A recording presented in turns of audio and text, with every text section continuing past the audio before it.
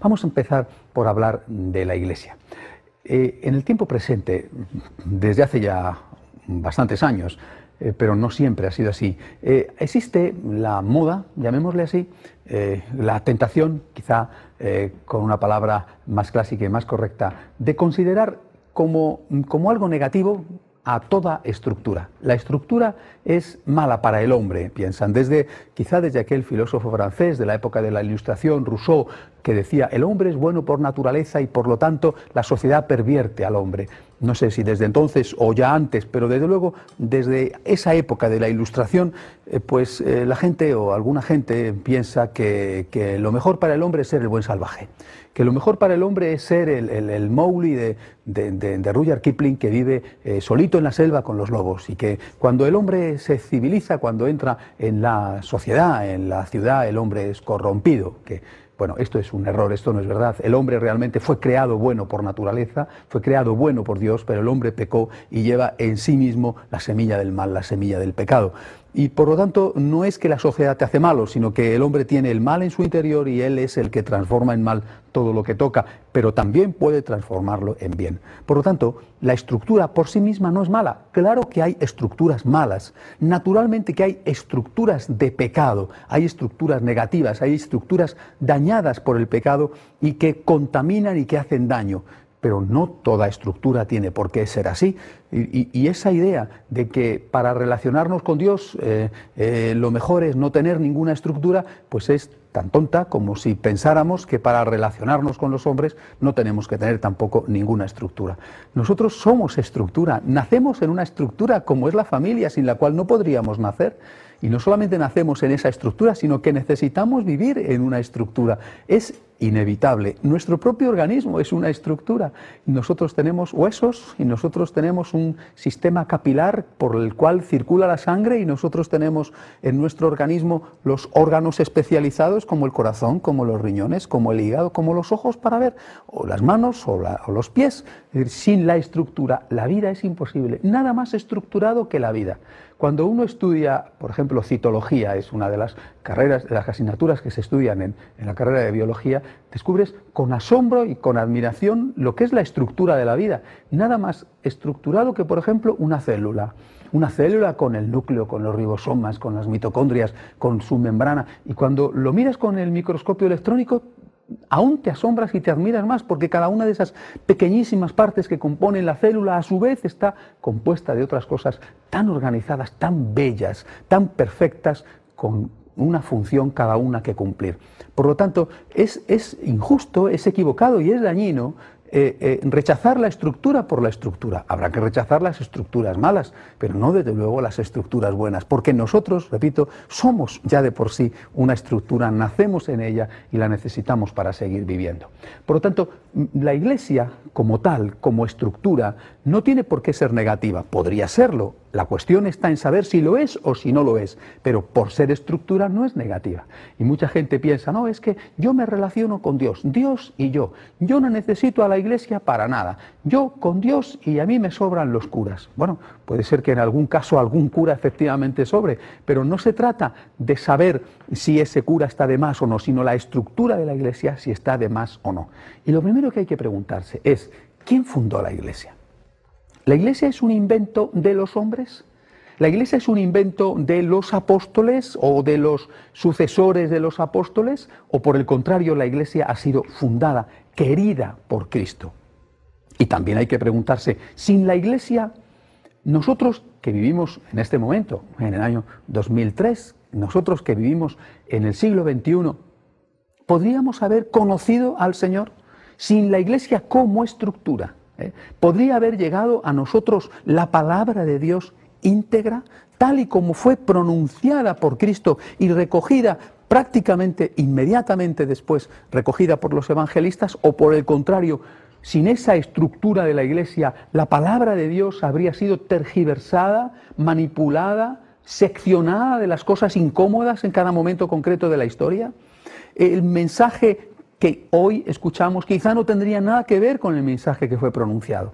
Por lo tanto, cuando uno se fija primero en lo que Cristo quiso, y es evidente, según consta en la propia palabra de Dios, es evidente que Cristo Cristo quiso fundar la Iglesia, eligió a 12 hombres que recordaban las 12 tribus de Israel, hasta tal punto que cuando uno de ellos fracasa y le traiciona a Judas, enseguida, después de la resurrección, los 11 restantes eligen a otro porque quieren dejar bien claro, así lo habían entendido, que están haciendo algo simbólico, están constituyendo un nuevo pueblo de Israel, a semejanza de aquel viejo pueblo de la antigua alianza. Por lo tanto, Cristo quiere fundar la Iglesia y no quiere fundar la Iglesia como estructura para fastidiar, sino que quiere fundar la Iglesia porque es consciente de que sin esa Iglesia no se puede difundir el mensaje, no se puede conservar, no se puede perseverar el mensaje. Cuando Cristo nuestro Señor habla con Pedro, le dice, por ejemplo, antes de la muerte y antes de la traición de Pedro, le avisa de que va a traicionarle, va a negarle 3 veces en aquella noche terrible de Jueves Santo, y le dice después, cuando tú ya te recuperes, confirma en la fe a tus hermanos. Es decir, la misión de los apóstoles, la misión del Papa, la misión del vicario de Cristo, la misión del sucesor de Pedro, está bien clara en la idea de Cristo. Es Cristo el que funda la Iglesia deliberadamente, y la funda como una ayuda para sus discípulos, para todos aquellos que le conocerán a lo largo de los siglos, y es Cristo también el que elige a uno de esos apóstoles, le pone por encima de los demás, no porque sea más importante, sino porque tiene precisamente el servicio de fundamentarles en la fe, de confirmarles en la fe. Y esa es la misión del Papa. Así pues, la primera cosa, queridos amigos, que yo les invito a hacer es a dar gracias a Dios por la existencia de la Iglesia. Gracias, Señor, porque soy católico. Qué suerte tengo, Señor, de ser católico. Podía haber sido otra cosa, podía haber nacido en otro país o he nacido a lo mejor en un país donde hoy ya hay de todo. Qué suerte tengo, Señor, de ser católico, porque siendo católico estoy en contacto con la Iglesia que tú, Señor, fundaste y quisiste fundar. No la Iglesia que han hecho los hombres quitando de acá o poniendo otra cosa allá. No la Iglesia que hacen cuando al influjo de los reyes, por ejemplo, en Inglaterra, fundan una iglesia dócil, o la iglesia que por influjo de los príncipes es también una iglesia dócil en Alemania cuando la reforma de Lutero. No, la iglesia, Señor, que tú has querido fundar, la iglesia basada en los apóstoles, cuyos sucesores son los obispos, la iglesia que tiene en el vicario de Cristo, en el Santo Padre, la roca sobre la cual está edificado el edificio y que nunca se verá amenazado, destruido por el demonio. Gracias, Señor, por esta iglesia. Gracias porque soy católico. Y cabe preguntarse, y es legítimo preguntarse, ¿y los pecados? ¿Y los pecados de esos hombres? ¿Y los pecados de los obispos, de los papas, en la historia de la Iglesia, en la Edad Media? ¿Y los pecados de los sacerdotes tan recientes, algunos tan escandalosos, de hace poco? ¿Y los pecados?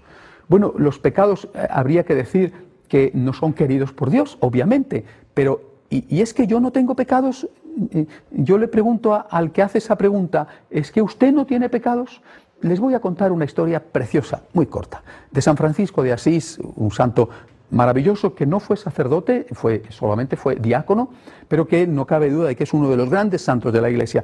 En su época, él vivió muy poco, murió con 44 años. En su época ya había estas crisis con la Iglesia, con la jerarquía de la Iglesia, especialmente con los sacerdotes. Y todo el mundo sabía que San Francisco era un santo, la gente le veneraba como un santo, le quería como un santo, y por lo tanto tenía hacia él un gran respeto, una gran veneración. Bueno, pues una vez San Francisco fue a una aldea de aquellas del centro de Asís, donde iba a evangelizar con uno de sus compañeros, y la gente, que sabía que era un santo, le condujo hacia la plaza, hacia un sacerdote, el cura del pueblo, que estaba viviendo en una situación irregular con una mujer. Sacaron al cura de la casa parroquial y le arrojaron al suelo delante del santo, creyendo que San Francisco, un santo, iba a maldecir a ese hombre que era un pecador y que estaba dando un mal ejemplo porque vivía con una mujer y era el cura del pueblo. Bien, San Francisco vio aquello, vio al cura tirado a sus pies mientras la gente le insultaba, y en vez de hacer lo que la gente esperaba, que era sumarse también a la condena de ese mal hombre, se puso de rodillas delante de aquel hombre que estaba arrojado al suelo, le cogió las manos, le besó las manos y dijo: estas manos son las que consagran el cuerpo y la sangre de Cristo. Yo beso estas manos, al margen de si son las manos de un pecador o si son las manos de un santo, estas manos son las que consagran el cuerpo y la sangre de Cristo. Por eso, queridos amigos, amemos a la Iglesia, defendamos a la Iglesia. No los errores de la Iglesia, no los pecados de la Iglesia, que lógicamente no pueden ser defendidos, pero sí a esta Iglesia que, a pesar de sus pecados, a pesar de sus errores, a pesar de las debilidades, las limitaciones y los defectos de quienes la integran, a pesar de eso, es la que Cristo ha fundado y es la que nos ha transmitido el mensaje íntegro, la palabra de Dios, los sacramentos, es decir, gracias a la cual nosotros conocemos y amamos a Jesucristo. Por lo tanto, gracias, Señor, por la Iglesia, gracias por esta Iglesia, gracias porque existen los obispos, gracias porque existen los sacerdotes, gracias, Señor, porque existe el Santo Padre, porque existe el Papa. Esto en cuanto a la Iglesia, y no es, desde luego, lo único. Por ejemplo, la palabra de Dios es un don extraordinario, es una suerte impresionante tener la palabra de Dios, porque si nosotros contamos con la palabra, sabemos lo que Dios quiere.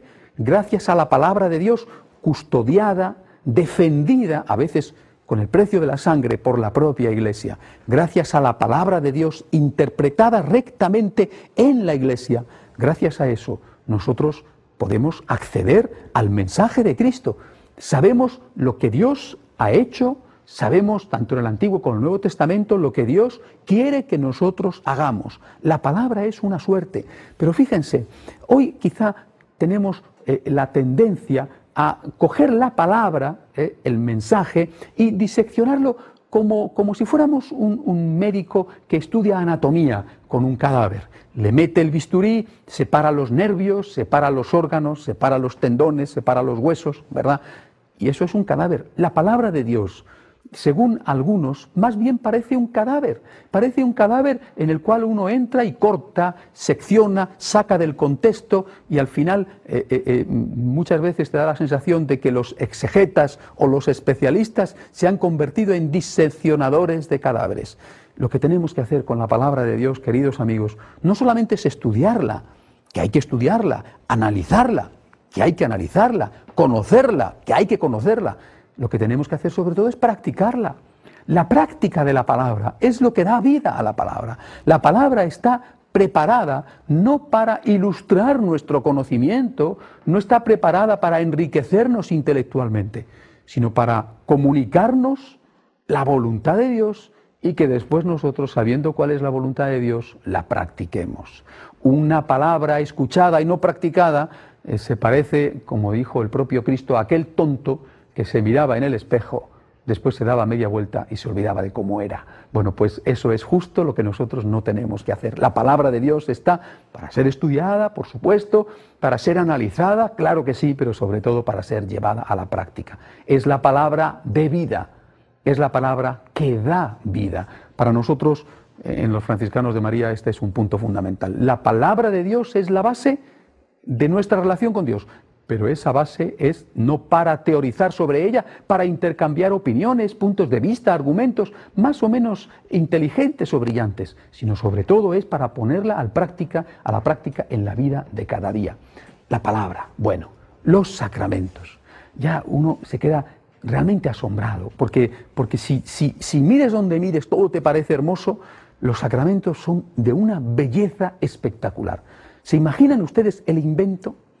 ¿Qué son los sacramentos? Los sacramentos son como grandes canales, grandes acueductos por los cuales llega la gracia de Dios al hombre en unos momentos decisivos para el propio hombre.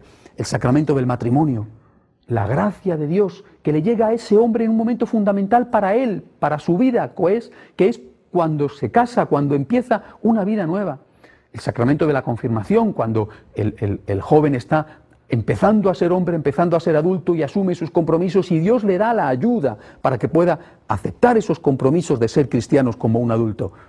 Por ejemplo, el sacramento importantísimo de la unción de enfermos, cuando tú estás pasándolo mal y Dios te socorre, te auxilia para que tú seas capaz de aceptar esa enfermedad y quizá incluso la muerte sin desesperar, sin hundirte. Así todos los demás. Pero fíjense, bastarían 2 de ellos, y son 7, el bautismo, el orden sacerdotal, en fin, bastarían 2 de ellos, la confesión y la Eucaristía, para caer de rodillas llenos de agradecimiento. Señor, qué suerte tengo de que tú permanentemente me ofreces tu misericordia a través de la confesión. Qué suerte tengo, Señor, de que puedo lavarme y salir nuevo como un niño. Gracias, Señor, por el sacramento de la confesión. Gracias por la penitencia. Me purifica, me libera, me descarga. Es mejor que un tratamiento psicológico, porque no solamente estoy desahogando mi problema y mi miseria, sino que estoy recibiendo la paz, recibiendo el perdón. Y además, antes de llegar al sacramento de la confesión, tengo que hacer dolor de mis pecados, arrepentimiento y examen de conciencia. Es decir, tengo que analizar cuáles son mis faltas. ¿Se imaginan ustedes que esto no lo hiciéramos? Pues la gente que no lo hace, la gente que no se confiesa, generalmente no se echa las culpas a sí mismo. Y lo más fácil es decir que la culpa de todo lo que te pasa la tienen los demás.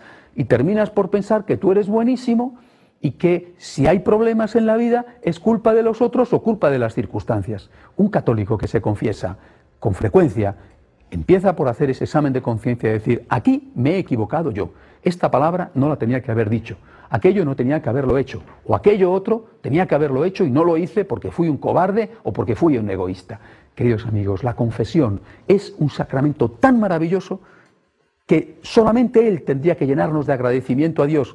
¿Y saben qué es lo que hay que hacer? La mejor forma de agradecerle a Dios por el sacramento de la confesión, confesarse. Es decir, ponerlo en práctica. Si es un tesoro tan grande, ¿por qué dejarlo sin utilizar? Utilicémoslo y utilicémoslo con frecuencia. No digo con obsesión, con escrúpulos, pero sí con frecuencia. Mediante el sacramento de la confesión nos purificamos y nos hacemos dignos, capaces, mediante el don que Dios nos da, de poder acceder al siguiente sacramento maravilloso, que es la Eucaristía, del cual ya les hablé a ustedes cuando les mencioné los misterios luminosos que habían sido de alguna manera instituidos por Cristo. Bien. Terminando, por lo tanto, con los sacramentos, terminando con estos 3 grandes dones, Iglesia, Palabra de Dios y sacramentos, queridos amigos, ¿qué tenemos que hacer? Dar gracias, dar gracias. Miren, hasta ahora, prácticamente nunca les he hablado a ustedes de cosas materiales. Naturalmente que las hay, que son muchísimas, pero prácticamente nunca les he hablado a ustedes de cosas materiales. Lo haré en los siguientes programas, pero hasta ahora todos los programas de esta serie han sido sobre cosas espirituales. Bastarían ellas para caer rendidos de agradecimiento ante Dios, aunque fuéramos pobres, aunque fuéramos enfermos, aunque fuéramos perseguidos, aunque estuviéramos en una cárcel, aunque estuviéramos en las condiciones más penosas de la vida. Incluso en ese caso podemos ponernos ante el Señor a decirle, gracias, Dios mío, gracias porque tengo a tu Iglesia que me ayuda a no equivocarme, que se mantiene firme en medio de las presiones del mundo. Gracias porque tengo a tu Iglesia que no se deja doblegar en cada momento concreto de la historia y que es capaz de decir a los hombres de cada momento cuál es la verdad, cuál es tu verdad. Gracias, Señor, de todo corazón, porque tu palabra ha llegado a mí y porque gracias a esa palabra yo sé cómo comportarme. Gracias, Dios mío, gracias, Señor, por los sacramentos, gracias por la confesión, gracias por la maravillosa Eucaristía que me alimenta, que me sostiene, que me consuela. Gracias de todo corazón, Señor, de rodillas ante ti, te doy las gracias. Y añado, ¿qué hay que hacer ahora? Convertirme, una vez más se lo digo, convertirse en un misionero del agradecimiento. Agradecer y enseñar a los demás a agradecer. Acudan ustedes al lado de los que sufren, acudan ustedes al lado de los desesperados a decirle, eres una persona afortunada, más que si te hubiera tocado la lotería, más que si fueras el más rico del mundo, eres una persona afortunada. ¿Pero por qué? Podrán decir, si soy pobre, ¿por qué si soy enfermo? Porque Dios te quiere. Pero ¿cómo es posible que Dios me quiera si soy pobre y enfermo? ¿Es que el amor es solamente algo material? ¿Es que el amor de Dios se manifiesta solo a través de cosas que se pueden contar, medir o pesar? Mira a Cristo en la cruz y comprenderás que Dios te quiere. Mira la Eucaristía y entenderás que Dios te quiere. Una vez más les hago esta oferta. ¿Quién quiere ser misionero del agradecimiento? Les invito a ustedes a que lo sean, y a que lo difundan, a que lo hagan. Ya saben, los que quieran pueden ponerse en contacto conmigo a través del email que ven en pantalla, voluntarios@retemail.es, voluntarios@retemail.es. Hasta la semana que viene, si Dios quiere, que Dios les bendiga a todos. Gracias.